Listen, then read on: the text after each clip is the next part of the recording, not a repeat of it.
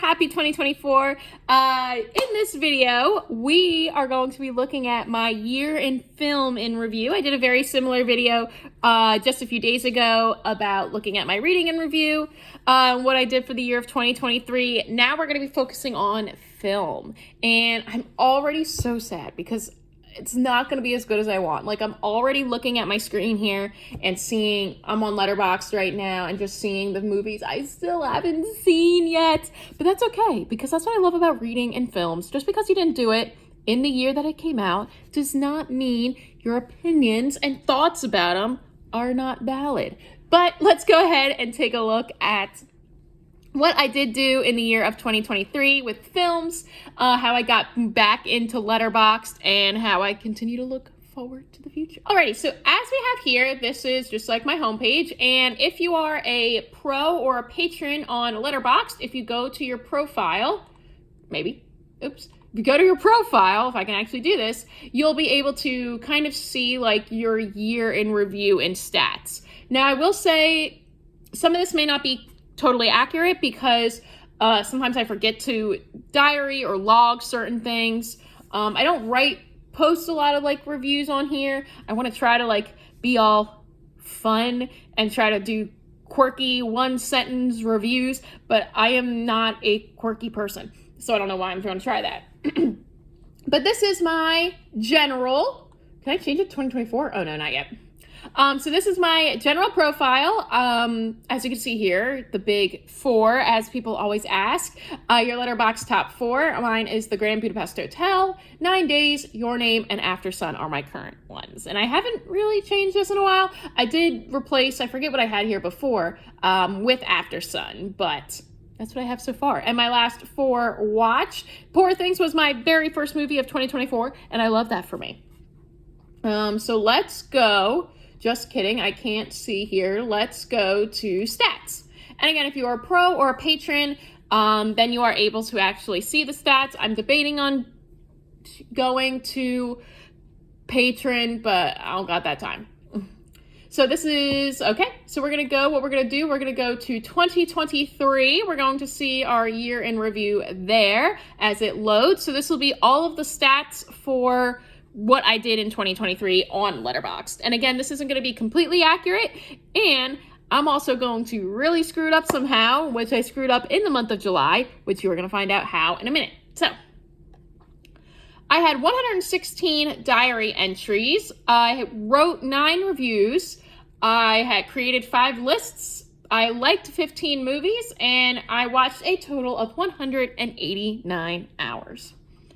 Some of my highest rated films included Spider-Man Across the Spider-Verse, Past Lives, Barbie, Oppenheimer, Killers of the Flower Moon, The Little Mermaid, which I ended up liking a lot more than I thought I was going to, May, December, and Priscilla, ranging from 5 to 4.5 stars.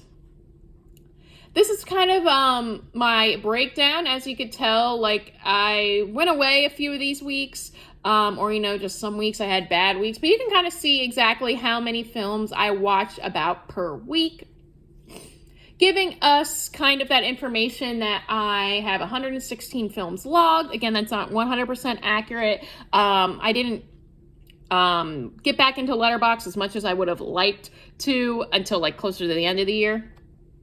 So that gives me an average of 9.7 movies that I've watched per month, or about 2.2 movies per week, with my highest watching on Friday, which does not surprise me, followed by Saturday.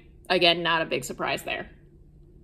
I do remember this. The first film that I watched was Babylon. That was the first one I watched last year, about a year ago now. Babylon I thought was fine. I thought it was a good, like, 2/3 at the beginning. I think I'd have to watch it again to really understand it. I saw Babylon, and then my diary milestones, my 50th watch was Barbie and the Three Musketeers, and then my 100th watch, which was actually a second time watching it, was Five Nights at Freddy's, with my last film being the day before New Year's Eve, Maestro, on December 30th.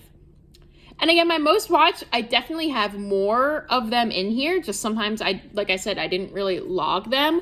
But the ones I did log that I watched twice included The Wonderful Story of Henry Sugar, Elf, Five Nights at Freddy's, and Barbie. And most of the time, this is just because, you know, Christmas time or another family member wanted to watch it with me afterwards. And so, yeah, that's where that came from. Alrighty, my highest genres. So this is when things start to get funky. So animation was my highest one with 50 films, followed by family with 49 films. And that is because I watched all 42 Barbie movies ranked leading up to and following the premiere of the Barbie movie. So my stats for this year are so screwed up because I did that.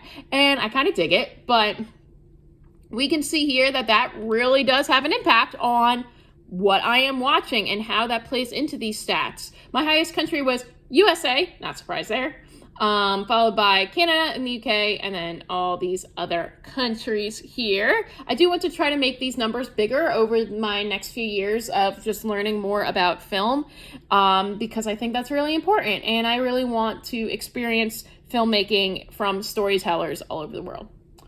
And I think, yeah, all of these were in English because I'm lazy like that. Alrighty. So themes and nano-genres. So again, these dreamlike, quirky, and surreal storytelling. I think this really just has to do with the Barbie movies. I think if I click on this, yeah, it'll kind of tell you, oh, not so much as I thought. But it'll tell you the films that are kind of associated with that. I still love that, like, the heart for Barbie is pink. I love that. Holiday joy and heartwarming Christmas. Now this, oh, I thought this would be the Barbie movies too. I am so shocked with myself.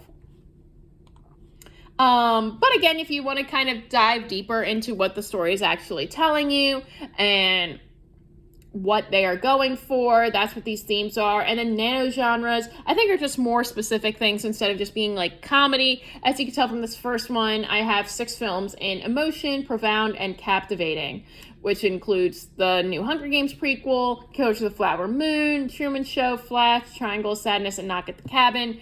Those don't surprise me at all. All right. So let's look at a breakdown. So I watched 65 films, or 56%, that were older than 2023, and 44% of those were 2023 releases. I do want to try to, in the coming year of 2024, make this number even more like half, or maybe more newer films.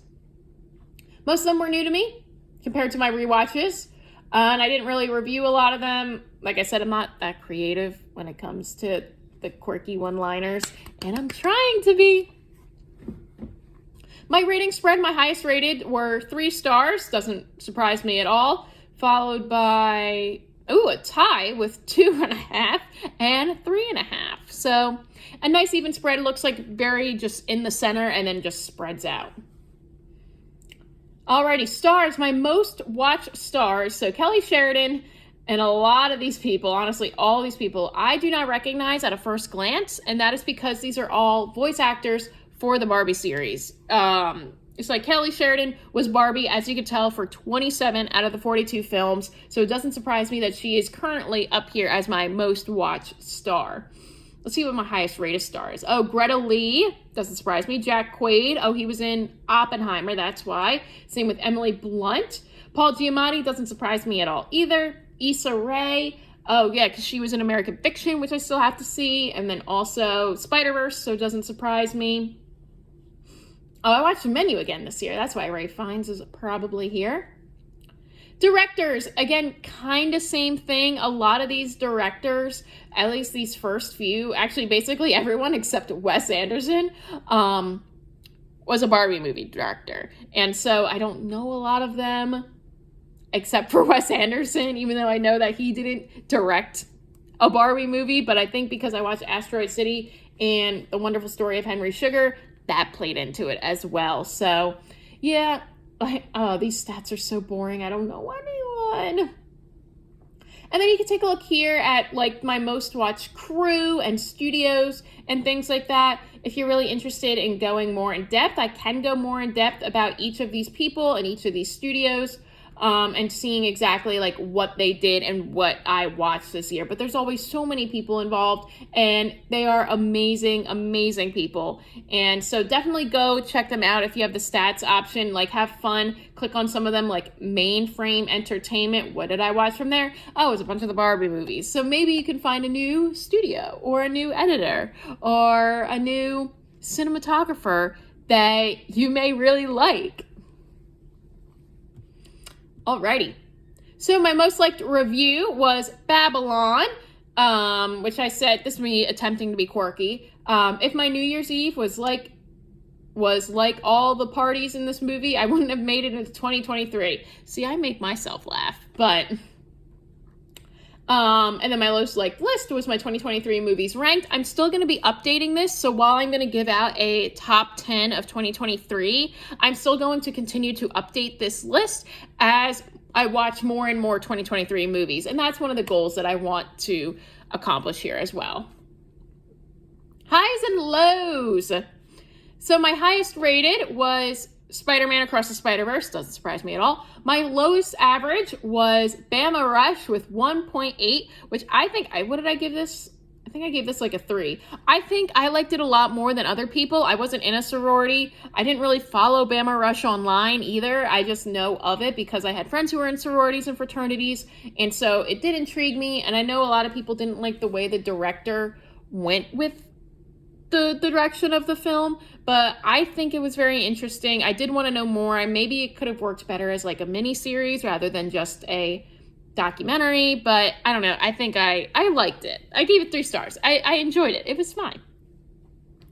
My most popular movie was Barbie, no surprise there. And my most obscure was Fair Play, which I think this one was kind of a documentary on the balancing of men and women in relationships and familial life and things like that. So yeah. And then these are all of the films I watched. Holy moly, it is so bright right here. I also like how I broke up some of these movies by like The Sound of Freedom.